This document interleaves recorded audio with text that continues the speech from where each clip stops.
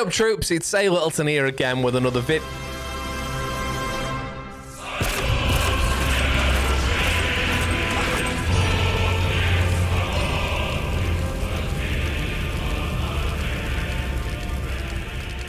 Jesus, that's hot.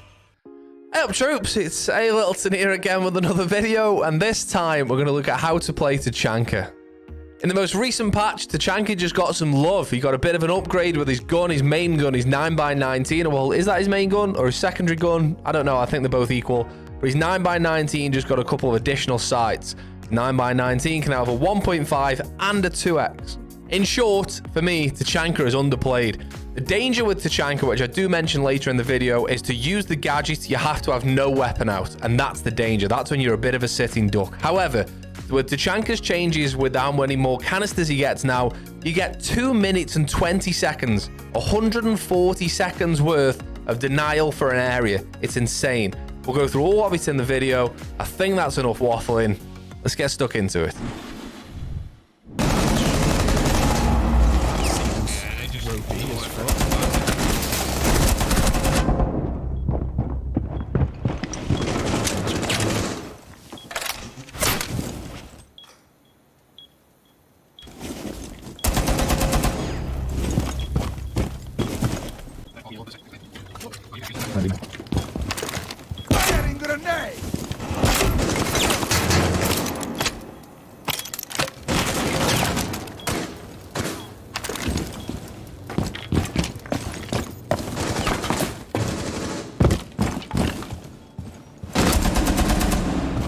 Last stop standing.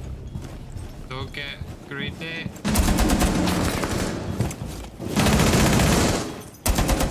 That's the game. So I just aced that with Tachanka from there.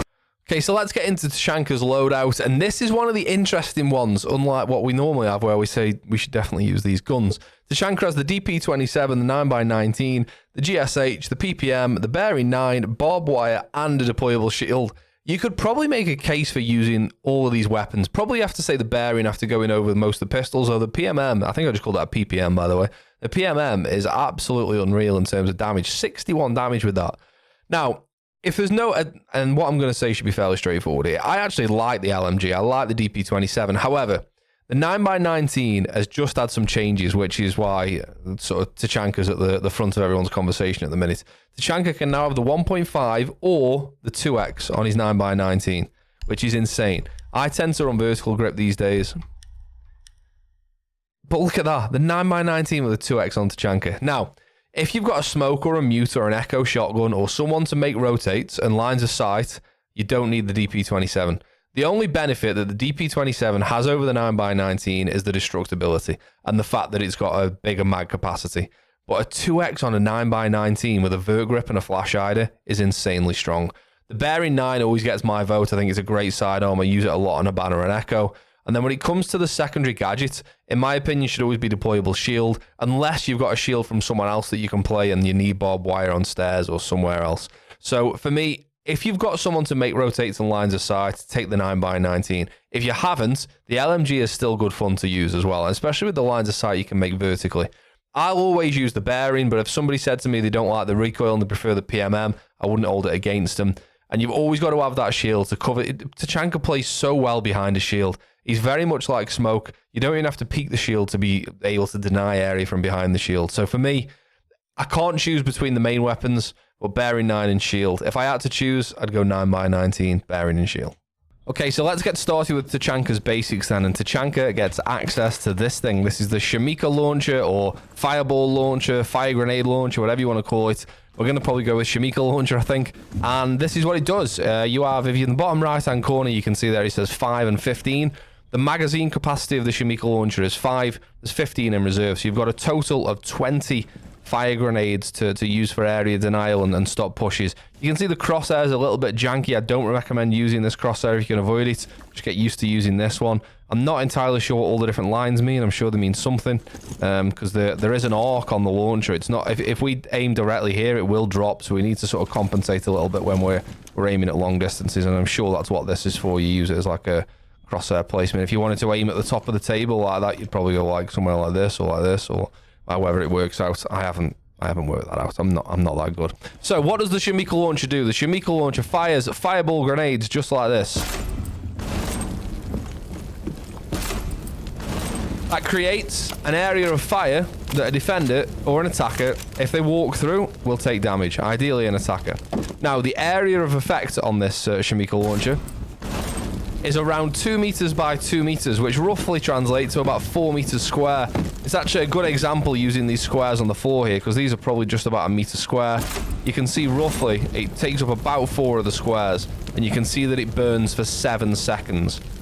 Now, interestingly, with the Shimika launcher, the main mechanic that makes it interesting, in my opinion, is the fireballs don't explode straight away. The fireballs will only explode 0.75 seconds after impact with a surface. So if we were to fire a fireball all the way down this corridor, it wouldn't go off until it reaches the end and hits that wall. You can see it hits the back wall, drops down, 0.75 seconds later it goes off. If we fire it at this floor, if we bounce it up in the air, you'll see it explode mid-air 0.75 seconds after hitting the floor. You see that? So the interesting thing is you can start to learn bouncing off walls knowing that the fireball will go off 0.75 seconds later. Now the fire damage, much like Goyo, will do 12 damage per second that you're in there. So we're on 125. As you can see, one hit from the fire there has taken us down to 113. So it does 12 damage a second. So based on the fact that we know we get 20 of these fireballs, and based on the fact that we know they last 7 seconds, it doesn't take the mathematicians amongst us to work out that 20 times 7 is 140. Therefore, Tachanka gets 140 seconds of area denial. That's 2 minutes and 20 seconds of area denial. And we're on cafe for a reason, because I'm going to show you something in a second. 2 minutes, 20 seconds of area denial. It's not very often an attacker's in the building within 40 seconds. So if you want to hold down a particular area, and I'm going to show you that area now, which is quite interesting in my opinion, you can completely hold that area off pretty much the entire round. So let's just stand here. Obviously, you wouldn't stand here in a round, but let's just say we're 2 minutes and 40 seconds into this round, okay? The enemy's droned out a little bit. We've done all the setup that we do. We're now 2 minutes 30 into the round, and whilst I'm stood here, I can now deny this door for 2 minutes and 20 seconds. And when I say deny the door, I can put fire there, so if somebody walks through it, they take damage. You know, attackers still can walk through that, remember that. You know, if they sprinted through the area of effect, it would probably only give them 2 or 3 pips of damage, therefore doing 24 or 36 damage. It's still a decent amount of damage, though. Well, we could stand here like this now. There we go. No one's coming through this door. Just count down till there's about 5 seconds left, 6 seconds left. Oh, there's another one. Yeah, we'll do this for a bit. No one's coming through this door. You could do the same on the double door here. And just use the door frame to bounce it back. There you go. No one's going through double door. You can do that 2 minutes, 20 seconds into a round. Yeah, no one's going through there for a bit. Yeah, no worries. How long's left? Another minute, another 2 minutes. Yeah, don't worry about double door, lads. I've got it flamed off. Oh, need another one. Yeah, no, and look at that. It just covers the double door perfectly, doesn't it? 2 minutes and 20 seconds of area denial is insane. Now, the danger, of course, with Tachanka is that you don't have your weapon out whilst you've got the Shimika launcher out. So if you are here and you're denying this area and you stood here like this, you're susceptible to getting swung. So if there is an attacker on the door... Just wait for the fire to go. If there is an attacker on the door that knows you're going to be in a rough area because they can see where the fireballs are coming from, they could run in, pre-fire the area, ideally pre-fire your head and not the countertop. Let's try that again. They come in, pre-fire the area. Pretty sure I'm still in the countertop there, but don't worry about it. Pre-fire the area that you think you're in, and you're absolutely defenseless whilst you stood here with your Shimika launcher out.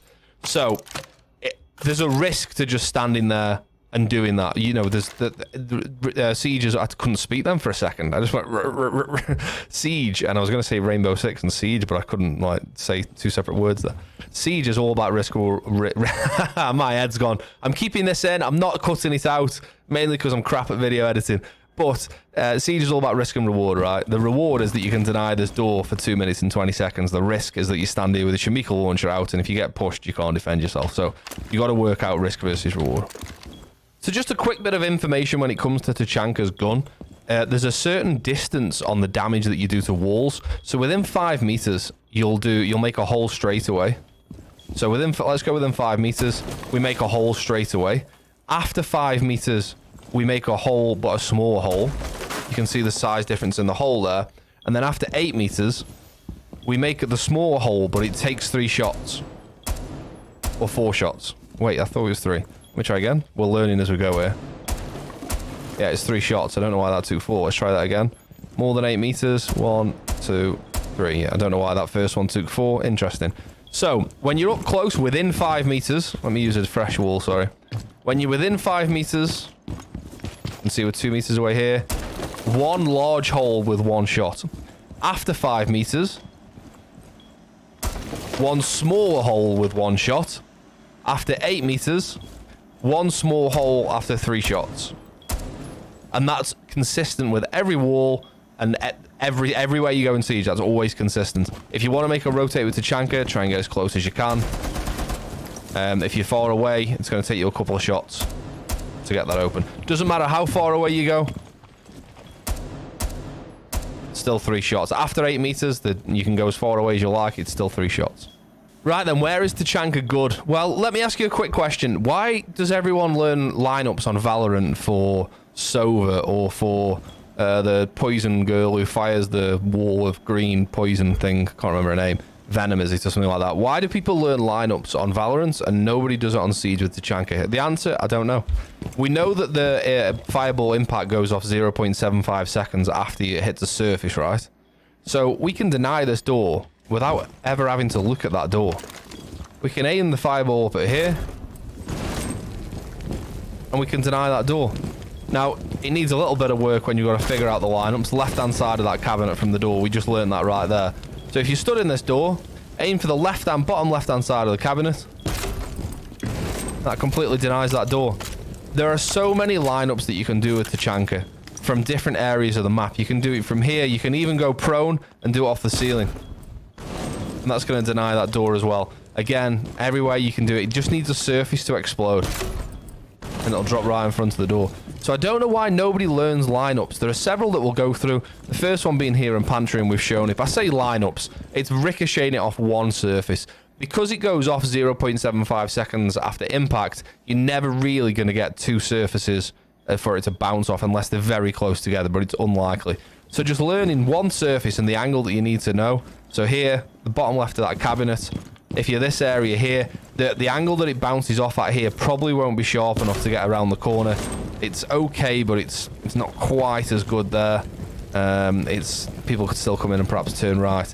But again, pantry, you can deny this area. Prep, sorry, not pantry. You can deny this prep area for 2 minutes, 20 seconds. It blows my mind every time I say that. Absolutely wild. Right, let's have a look at some other spots. Check this lineup out then. So we're on Clubhouse. You can see we're on the CC breach. How often do you get an OSA behind a shield here just holding angles? Really frustrating, right? Well, let's do something about that. Go into Logi as Tachanka, obviously.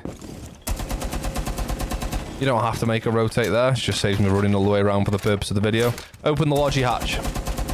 This is obviously assuming that no one's on the Logi hatch, right? Look all the way up to the sky so you can't look up anymore. You want to go all the way vertically. Get the Shamiko launcher out. Now, what you want to do is you want to put the right-hand side semicircle. These wooden... Oh, I didn't mean to do that. That's annoying. Sorry. We're just going to have to talk amongst ourselves whilst we do this here.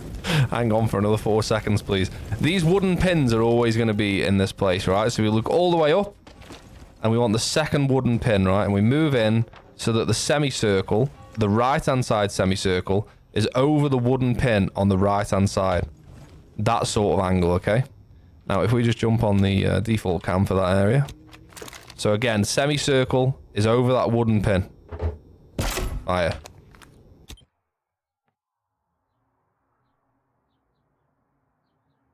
Bosh. That one's not quite far enough, okay? So we need to go a little bit further forward. Only a touch further forward. The minor adjustments in this are so important. Like, moving a millimeter completely changes where that fireball goes. And look at that right on the breach there. So again, the right-hand side of the semicircle is over that second pin. And the more you practice this, the more you'll get it. Obviously, I'm just showing you for demonstration purposes here. But again, fire it there. Fire a couple. Let me just reload here. You can fire a couple, but the minor adjustments that you make will send the fireball in like a completely different area. So you have to, it's not like you'll just move your mouse 4 inches. You like fire one there, and maybe slightly left will give you a slightly different angle. Let's have a look at this one. So the first one went way over. The second one was at the back of the breach. You just got to play around with it a bit, but yeah, get the semicircle over the right-hand side of that second pin. Now, interestingly, and this might take a little while here. I'm going to put this in the video so I can show you. But it's not easy to do this, and it takes a massive amount of practice. A safer way of doing it is from here on this hatch that no one remembers in strip. So you want to go up to this drawer, and you want to move back until you're exactly 2 meters away. Like this. And you want to be looking up at this square. And it's like somewhere around here will get you that same breach as well. And you're going to have to play around with it a little bit. Let me just ping the breach. So you can see it's in that direction there. You're going to have to play around with it a little bit, but it's something along the lines of this. This isn't going to be right. I'm just showing you so you can go and practice it. But you can get around that area. Oh, we're not far off. Hey, we're not far off, are we, for a first try? So we need to be sort of back a little bit. See how I've only literally moved my mouse 2 pixels there, and look how much difference this makes in where the location of the fireball goes. So you got to bring it a little bit further forward. You got to aim it a little bit higher up. Fingers crossed this won't be too ridiculously different. It takes a while to get there. See, that was too much. So we've got to be somewhere in between those two areas, somewhere around there. But anyway, you get the gist, right? The 2 hatches. If you learn the lineups, you can prevent that whole... That was too far. You can prevent that whole breach area. Yes, it takes some practice, don't get me wrong. Before we get started up here, shoot the radio. Right then, we can also, with Tachanka, not only block areas, which we'll show you down in blue in a second. There's a decent default plant denial here as well, using this pillar. From Kid's door, fire it at that pillar there. Whoever's planting on the default there isn't going to be planting on the default there for much longer. So, in Kids, you're safe from everywhere except the rotate, even from the window. I always crouch. I don't think that benefits anything, but I always do. And then just aim for that wall, sort of somewhere near the top. It'll bounce off there. Perfect landing on the default plant area. And then obviously when it comes to holding attic, remember what we talked about like on cafe about holding prep? You can hold attic as well. Remember, the balls will bounce after 0.75 seconds of hitting an object. So aim it at this rafter here. You can take enough cover from the breach. You don't even need to be seen. You can use the walls if you want to. You can now hold that for 2 minutes 20 seconds. Who's going to push through there? No one's going to push through there. How long does it take to get attic open? What attic takes... On the average round, attic's open after like 1 minute and 20 seconds. No worries, I'll just do this. Obviously, you've got to make sure you've got a couple of ADSs or my magnets to keep you safe from grenades. 7 seconds. There's another one. Just literally stand here. Wait for 7 seconds. We can deny that for as long as we keep saying 2 minutes 20 seconds. Then we've also got down in blue, where everyone always plays smoke. Why doesn't anyone play Tachanka? It's, honestly, he's so underloved. He has the shield that you need to play here as well. Shield goes down. And then from here, you can either tuck into this side corner and bounce it off this wall onto the door, slightly further up. Or you can stand here and just pop it onto the floor. 2 minutes and 20 seconds, no one's coming through there, lads. You can even do it off the ceiling if you want to, if you're getting cocky. It means you can stay behind your shield a bit longer.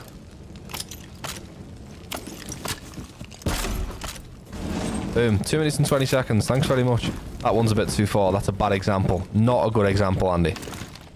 Just after the white pie. Not good enough. That's on me. Damn it! You get me points. On Chalet now, and you've got the half-wall plan that people try and come through that breach for. You can either play a shield here to try and protect yourself a little bit from the mez door as well. But from here, you can just put all the way down to that half-wall breach area. Now, you're never really, unless you get the perfect lineup, you're never really going to be able to stop the half-wall plant area here. But you can stop coming through the breach. So you could bounce, depending on which part of the breach is open, you could bounce it off the wall to maybe get the half-wall plant area. That's too high. So it bounces back a bit, so that's probably got more chance of being there. But you can certainly deny the walk through the breach. And the same from the piano area as well. If your shield's in this area, let me go and grab my shield, I'll show you what I mean. I sometimes put my shield behind this bookcase. The only thing you've got to worry about here is the big window. If anyone's on big window. But I place my shield here. And then from here, depending on... You could even play back here, so you're hidden from the big window, but you've got to worry about bathroom. I mean, you've got to worry about everywhere upstairs on Chalet. It's horrible at times. But from here... That breach area, again, is just completely denied. And you can do the same for piano double door as well, like we were saying about 2 minutes, 20 seconds again. Bounce it off this wall here. That's the piano double door. No one's standing there for 2 minutes, 20 seconds. Eventually what will happen... Please don't burn me. Eventually what will happen is the attackers will have to push through the fire. So when I'm saying nobody's coming through there, nobody will come through there for a while. And then you'll eventually have to force them through. Now, the other one you can stop is the wine plant, which is one of the strongest attacks on this site downstairs here. The idea is for the Ace or Thermite or Banner or Maverick, whoever it is, to open this wall. And then go and plant somewhere here. Now, the key to this strat is you'll usually have someone playing back wine, which is this area. The key to this strat is killing the guy that's playing back wine. And then all you do is you can't be seen from blue, depending on which side you breach. So if you breach this side, you can just run straight in and just start planting here. If you ever do plant here, by the way, a little tip, you can smash this barrel. And then you can tuck in a little bit more when you plant. However, if the enemy has a sorry, if the defending team has Tachanka, using this rotate quickly, you can then deny the plant by just standing in this area and bouncing the fireballs off the wall to backline. To the, sorry, default plant area. And again, depending on the angles, the more you put it to the right-hand side, the more it's going to be on the right-hand side here. The more you put it on the left-hand side here, the further that way it's going to go. So you want it to go further over... Ah, no! Let's bloody rotate. You want it to go further over, just fire it more to the left, and that'll be further over that side now. As you can see there. So there's a ton of different places you can stop plants from. If someone's planting behind the bins, no issues. I mean, as we talked about in the Chalet attack video, these aren't bulletproof, so just shoot them if they were playing there anyway. But you could, depending on how you get the bounce off the snowmobile. You know the plan that we talked about where you can't be seen from here? You could fire out that corner. Whoever's planting there is now on fire. Honestly, he's so good. The thing I think that I like about Tachanka most is how versatile he is. If it's a wine plant, no problem. We can stop the wine plant from here with a couple of those. If it's the default plant on the reinforced wall that we talked about, no problem. We can have a bit of that as well. Oh, it's behind the bin. No worries. He's so good. Oh, someone's pushing down blue stairs. Someone's pushing in wine door. I think you get the point. I love Tachanka at the minute. I think he should be used more. So there we have it. The Lord is back. 2 good guns, a shield, good gadget. Yes, it leaves you a little bit vulnerable, but still a good gadget. I'll say it one more time. 2 minutes, 20 seconds of area denial is bonkers. He's good. For anyone that got this far in the video, I got told off by a certain member of the community, naming no names, Henry, for not putting a random word at the end of the last video. So we'll put a random word at the end of this video, and we'll put thermostat. Just have a quick look around the desk there. Thermostat if you got this far in the video. Anyway, look, nice one for watching. I appreciate you getting involved as always. I appreciate you watching the videos. Some reason, some old bald fella from Stoke plays Siege and people watch him. It blows my mind, but I appreciate you watching and getting involved, man. Thank you very much. And other than that, I'll see you on the next one. Cheers!